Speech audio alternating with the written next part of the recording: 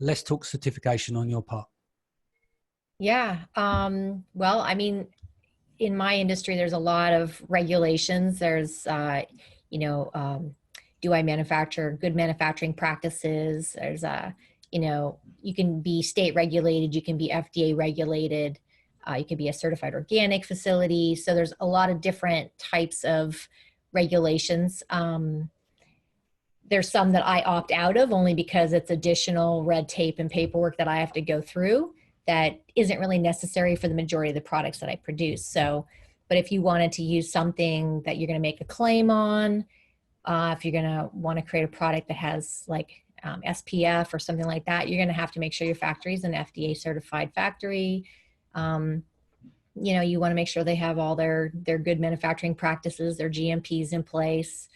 And again, it's always good to go visit the factory. It's even in China. I mean, when I go on trips to China and I help people out there, I see so much advantage come from people actually going and visiting their factories and seeing really what's going on. And, like Kian was saying, just like hands-on, you can see how they're making your products, and it allows you to have more knowledge and awareness on, places that you might be able to cut back on and things like that. So, you can see visually the cleanliness, the organization, the staff, sometimes just the mannerisms of the actual people working can tell you a lot about a factory. And is it a fun place to work, or is it like horrible conditions? Yeah. Yeah.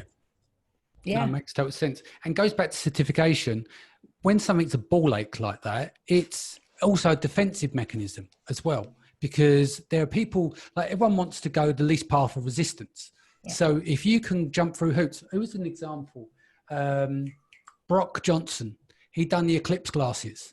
He made a killing. He done 6 million. I can't remember the numbers, but there's a lot of numbers. And basically he did his due diligence. He went in and I think he was one of 2 or one of 3 people. So then when Amazon cleared the path because no one was regulated properly, he went in and killed it, done it on multiple SKUs, massive sales. So there are cases, which I'll throw again to Steve and then on to Kian, is that certification is great because it's a barrier to entry. So it reduces the level of your competition. Yep. Well, one of the things I would say, so first of all, like somebody like Angie's highly trustworthy, right? So this is not a problem. When she has the right certifications, the right certificates and regulatory compliance things, you can trust that, no problem, because she's 100% awesome.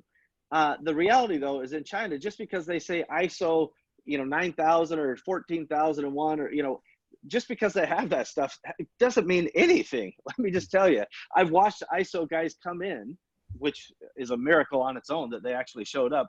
And then they went right out the side door where they're on their way to karaoke and drinking, right? They had no interest in actually doing anything in terms of inspection. So you have to be what I'm saying is the onus is on you, the buyer, to really make sure that the regulatory compliance is being met.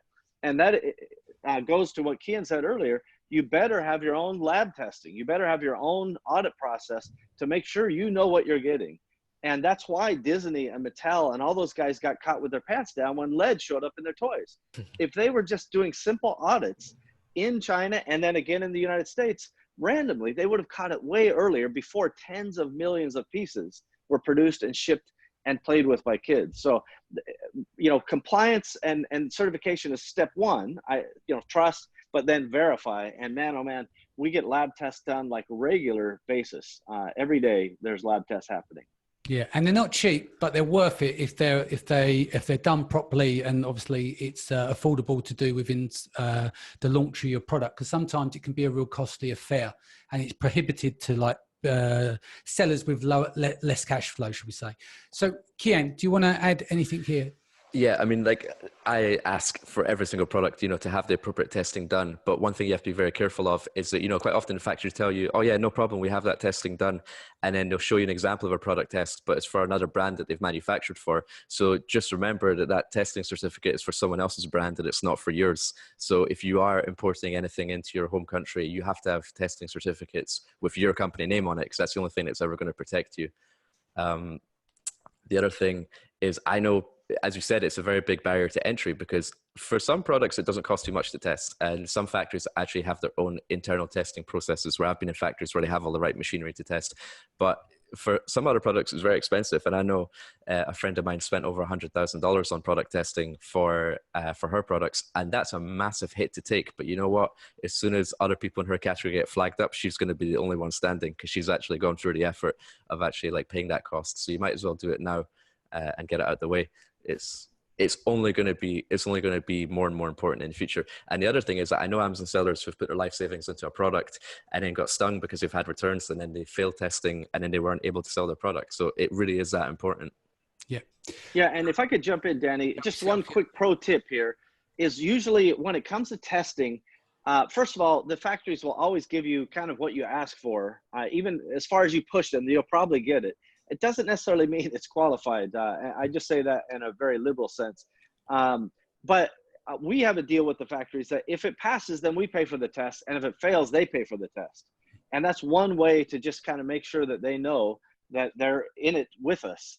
And so, that's one deal that you can make with your factory, to say, we're going to use this factory or this laboratory. There's many laboratories that can help you with all kinds of tests all across China.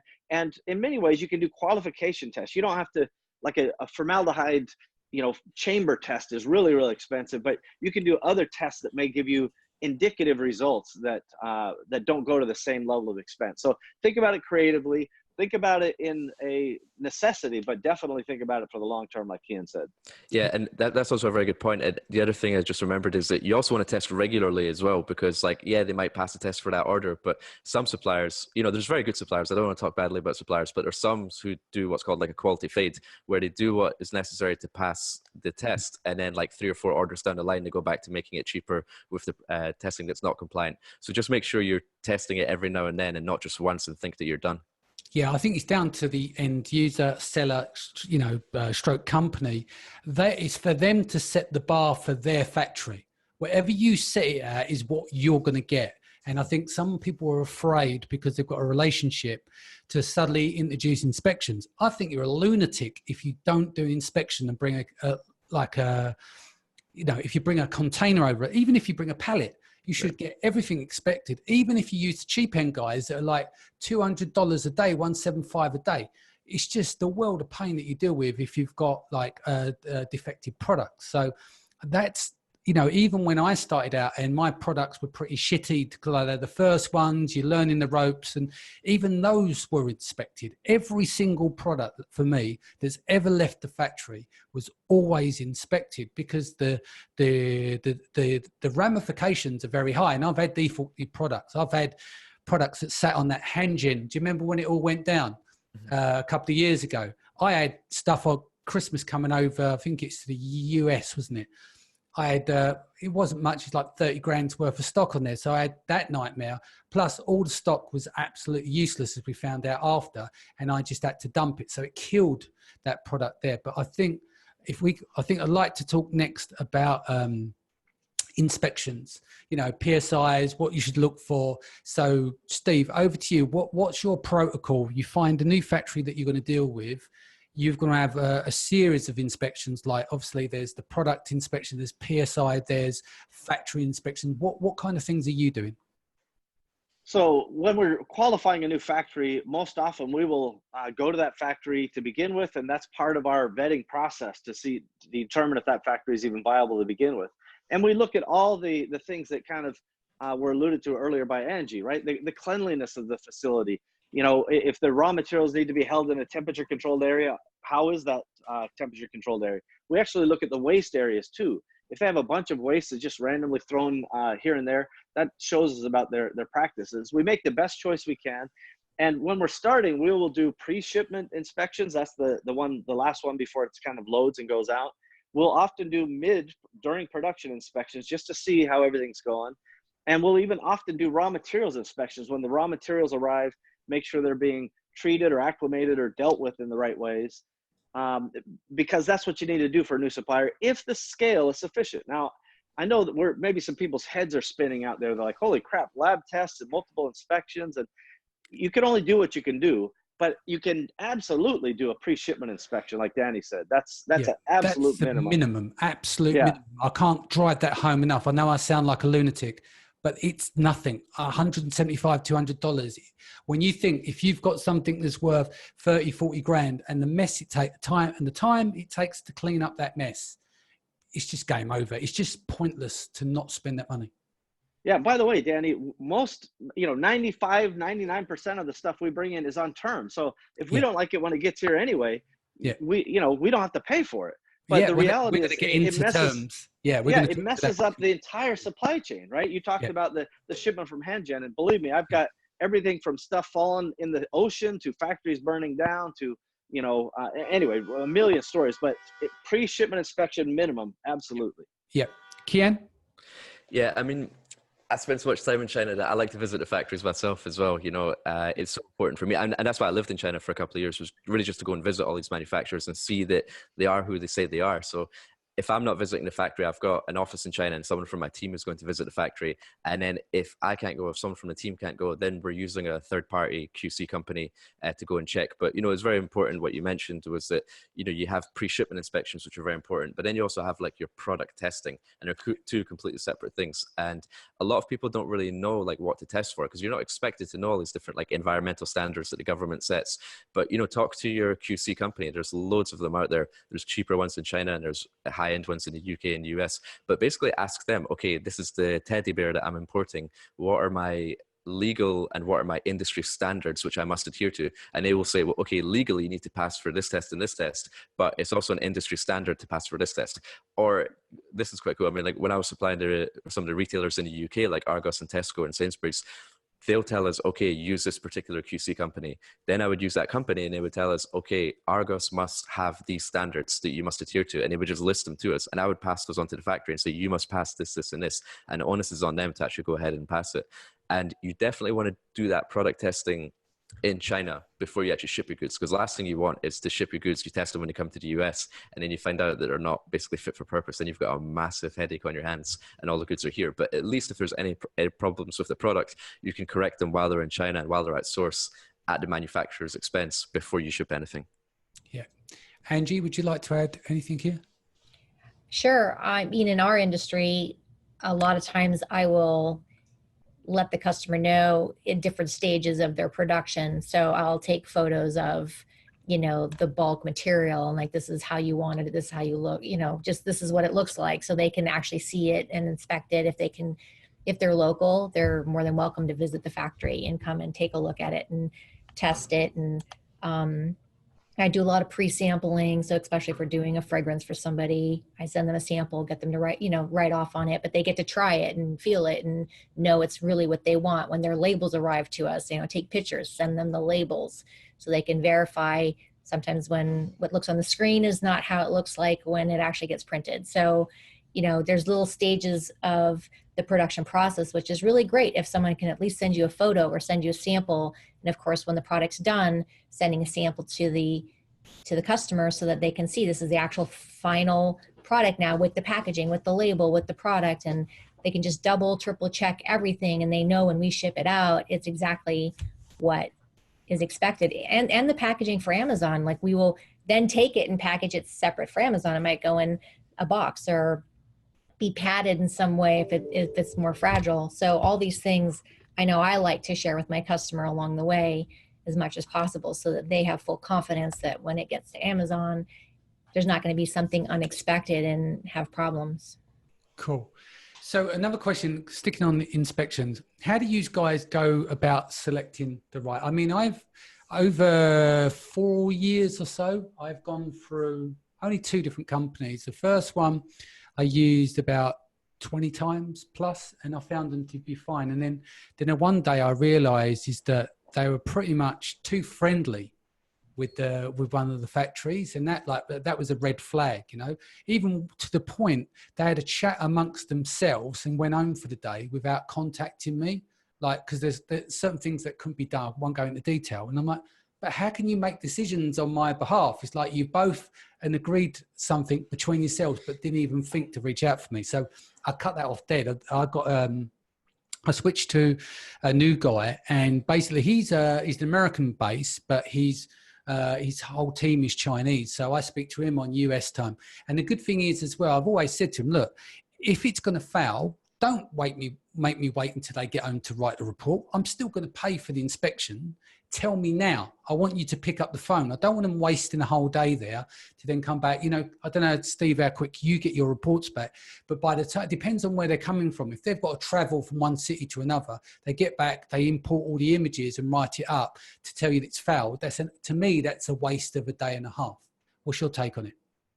Well, so I have a full-time China team that does most of our kind of high production inspections, and we use third-party QC companies like you and Kian talked about, where we need to fill in the blanks. By the way, for US, Canada, most industrialized nations, Portugal, you know, we're not going to typically inspect those pre-shipment. A, we're paying on terms, and B, their production standards are usually sufficient. So I want to just qualify that, saying industrialized versus developing countries, a little bit of a difference there.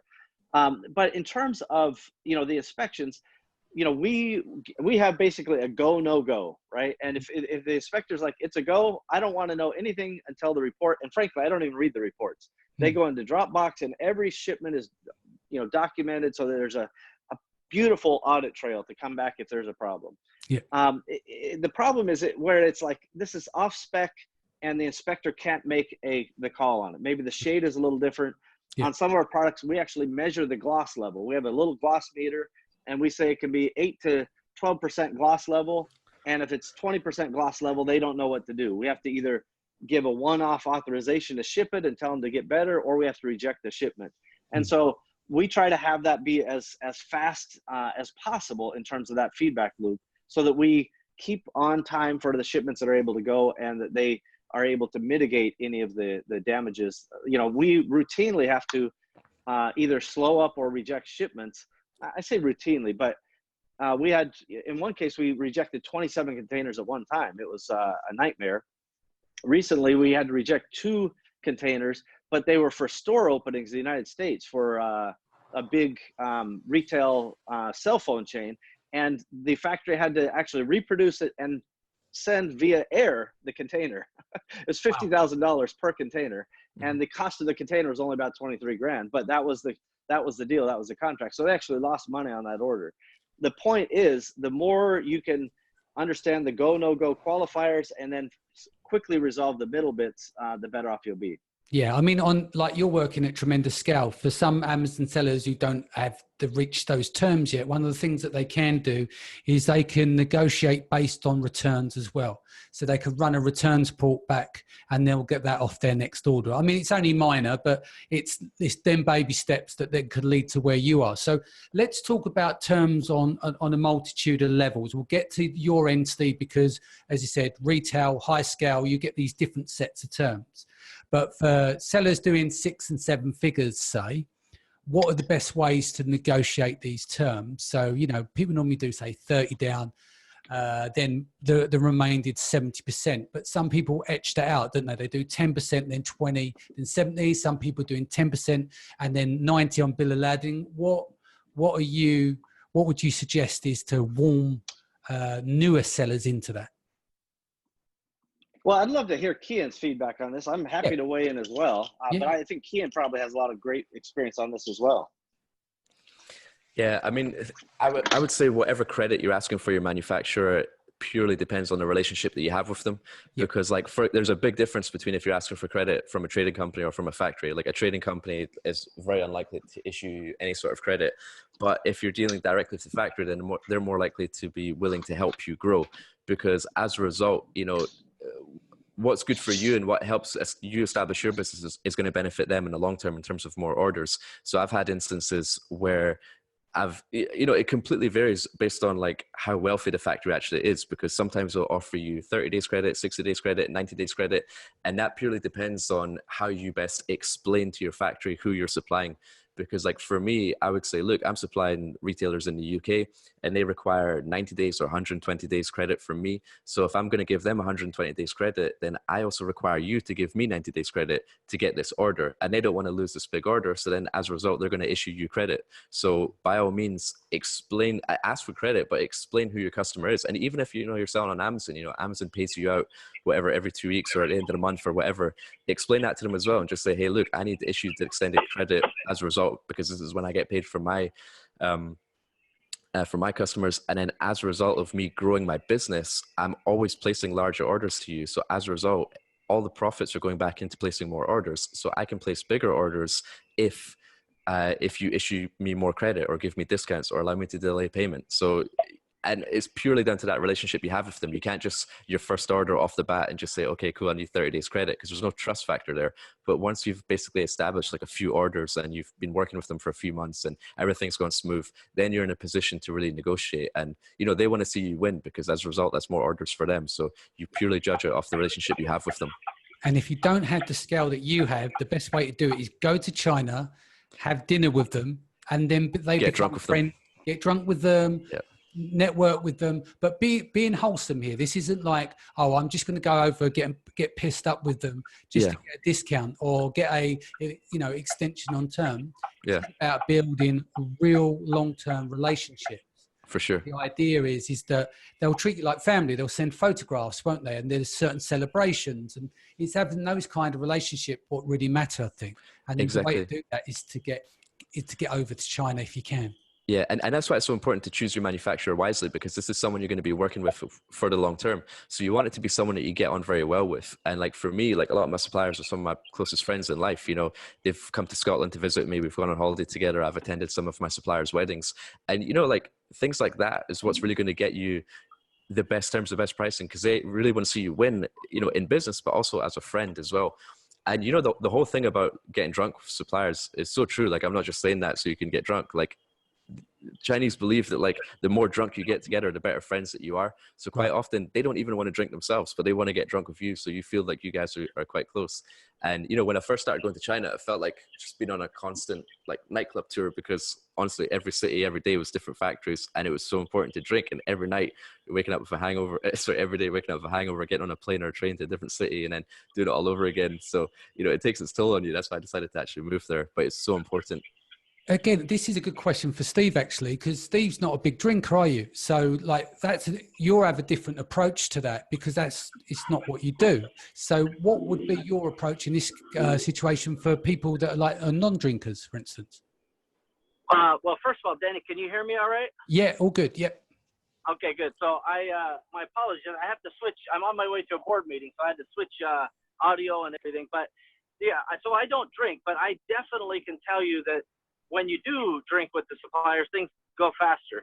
I will usually have one of my team be my pinch drinker. They'll drink on my behalf because I don't drink alcohol. And at first it can slow things down a little bit, but when they understand, kind of that's just the way I am. And they also understand that I will still place a lot of orders. That's really all they actually care about at the end of the day.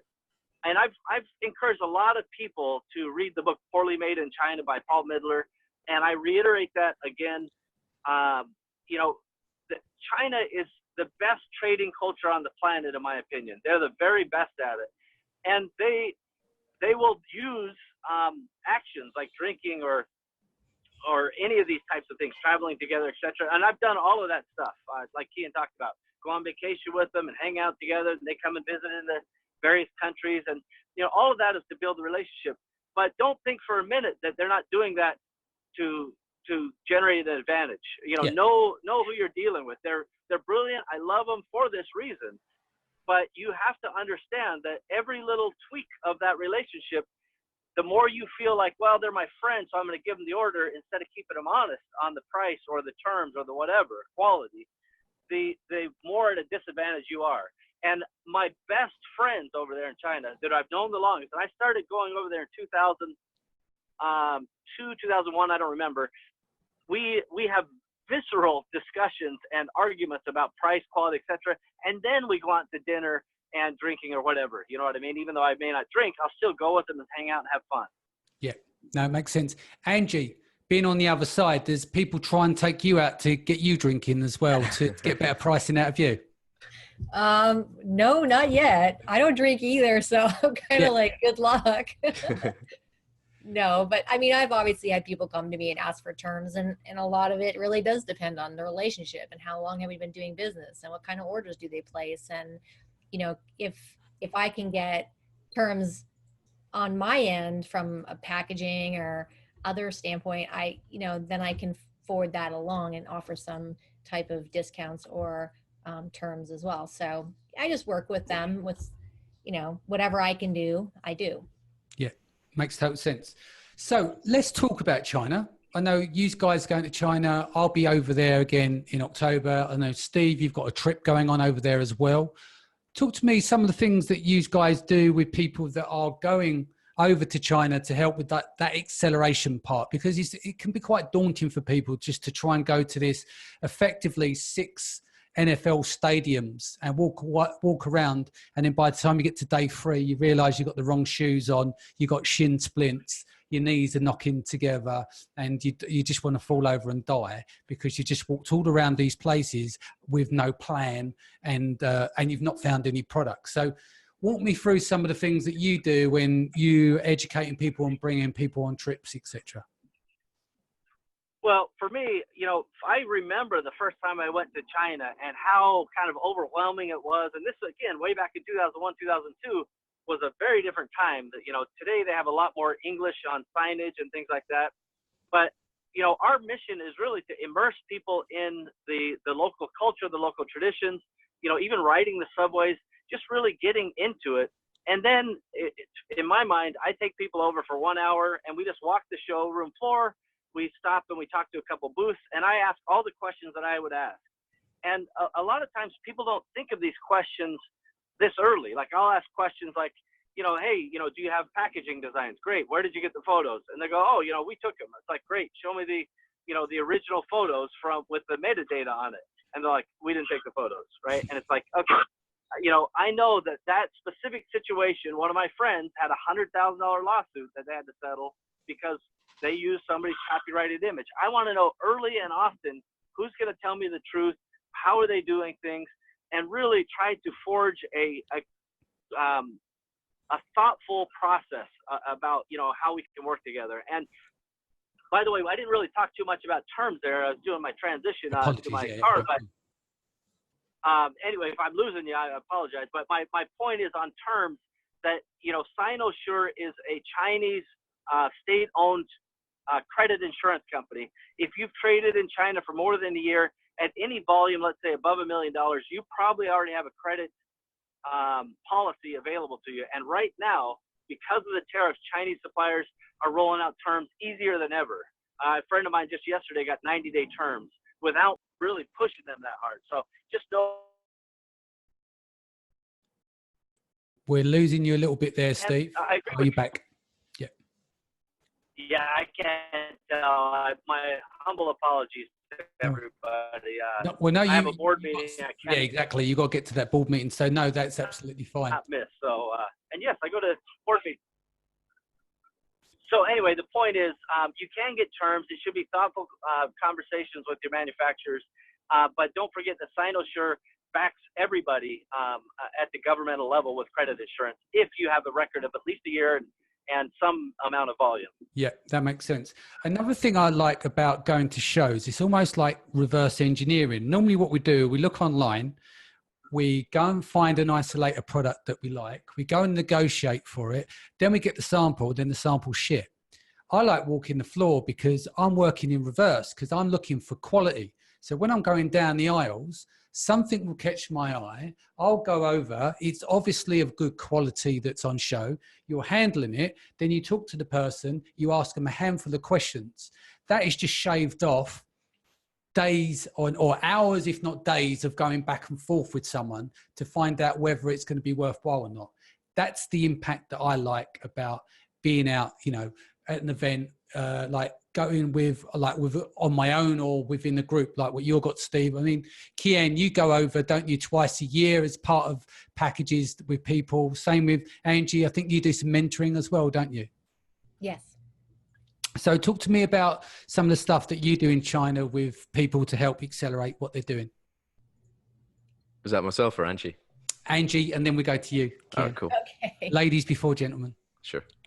Yeah, so I go twice a year with a large group, and I help them, I mentor, and I help them walk the floor. And I know one thing, when I'm helping them to look for a product, obviously I have them go through that category on the floor first and go through all the different booths that they want to. And then those that they're really interested in, you know, I often find out where they're located, where the factory is located, because we're there for a few weeks and there is time in between shows to go visit the factories for the most cases. Last time I went, we actually visited 3 different factories, and I took a large group of people that were interested in, you know, different products that the factories had. So we would go, and it was great because you could really see that the factory is real. You could see them making the products, get a lot more reality with them. And I think they're able to negotiate better terms, better costs, all that just by going to the factories. And you wouldn't really get that if you didn't go to China. And you can walk the floor and you can get all the information, but you don't really know enough about the factory, I feel, just walking the floor, like until you actually go visit them. Mm-hmm. And you kind of know more, like, really, are they who they say they are? Are they a factory? Are they a trading company? So I tend to try to do as much of that as possible with the guys I'm with when we're there. Yeah. And Kian, what about yourself? You over twice a year and you do bits with China Magic, etc. So that's right. What are some of the things that you actually, let me ask you a question slightly different way. What are the common mistakes that you see people that they make, and then you're addressing them on the trip? Well, yeah. So there's a few things, like, you said you save hours or days. I would actually say it would be weeks and months that you save, like when you go to a trip, when you go to the Canton Fair, because essentially there's so many times where, if you're just operating by email, you send your instructions, receive a sample, it's not quite right. They have to remake it, resend it. You're waiting for the transit time. It comes again, it's still not right. And, you're doing that with multiple different suppliers. But in the Canton Fair, you can do all of that under one roof, and you can do all of it in like one day. And then even if you go to the factory, they can make samples for you very, very quickly, because, you've just shown how important it is for you to actually be on their doorstep. And they sort of see that as a respect thing as well, that you've come all the way to their place of business. So like, you can save yourself weeks and months and a lot of cost in terms of sample costs and freight costs and whatnot. But the Canton Fair's got so many advantages. And I think like the good thing about coming on a trip as well is that you come with like a community. So I think we have like 50 attendees that come with us, and like, Danny, you're going to be speaking, I speaking. And I kind of like, the Canton Fair can be like a very daunting thing to walk into. Like, you just see these like massive halls, big booths, and you're like, I don't even know where to start. I don't know who's good, who's bad, what questions to ask. So I sort of like, for the beginners, sort of hold their hand through the process and say, okay, these are the type of questions you should be asking, because really the quality of the questions that you ask determine the quality of your results. And if you're not asking the right questions, then you're showing your weaknesses. But if you ask the right questions, then you're sort of showing your experience and your understanding, and you're able to cut to the chase and just get the real prices straight away. So I'm a part of the China Magic trip, which is run by Athena Severi, and then there's masterminds in the evening. So I speak, Danny, you're speaking. We've got Jamie Davidson speaking, who does over $100 million on Amazon, and a few other high-level speakers as well, like Tomer, who I think was on your show recently as well. So it's a good community. Like, you learn from the fair during the day, you source products, you go back the next day, you renegotiate, and then you learn at night. And like, you come back from a trip like that, and you've sort of learned a lot about the Amazon business, and then you've also basically found your product, found your factory, negotiated your price, and you've really fast-tracked your way into sort of having a very successful business. Yeah. Steve, you've got a trip as well. Is it with Liran as well? Is that right? You've got something lined up for this October? Yeah. Actually, Melissa Simonson, Oksana Brookie kind of talked me into doing a trip. I've done these trips since around 2003, on and off when I have time. Yeah. And time is the critical element there. But, we're doing it. We're going to have fun. I actually have a kind of a different view of the world. Like, there are times where trading companies can actually benefit you. We're going to talk about what those situations are. There's a trading company I was at in Iwu, and the meeting before me was Walmart. The meeting after me was Target. We all are there using that trading company for a reason. They're in that particular context, they add value. So we're going to talk about, how Canton Fair works. We're going to talk about how China works. but we're also going to talk about EWU and then the greater picture. You know, over the years, I bought $300+ million worth of products from China. I've made every possible mistake. And even to this day, we still keep learning, right? These tariffs, all of these things. And we just try to share our experience as fast and as fluid as we can. So Liron and Steve.com is my official call to arms. And Liron and those guys, Andy, are amazing, and so many others. It's going to be a really great time. Yeah, I mean, because it was Kevin and Steve, wasn't it? And now you've got Liran and Steve. So it's the new one. Hopefully Kevin doesn't get too jealous, of course. But yeah, well, he's showing a little bit. Yeah, he's showing a little bit of. But pretty soon, maybe Danny and Steve. Well, that whispers on that one. Yeah. We'll keep it quiet. Yeah, I'm still securing the domain. No, so best bet. What's the best way to reach out to you, Steve? Because I know you're still driving and everything else. What's the best way to reach you in terms of, or Melissa, with regards to that course?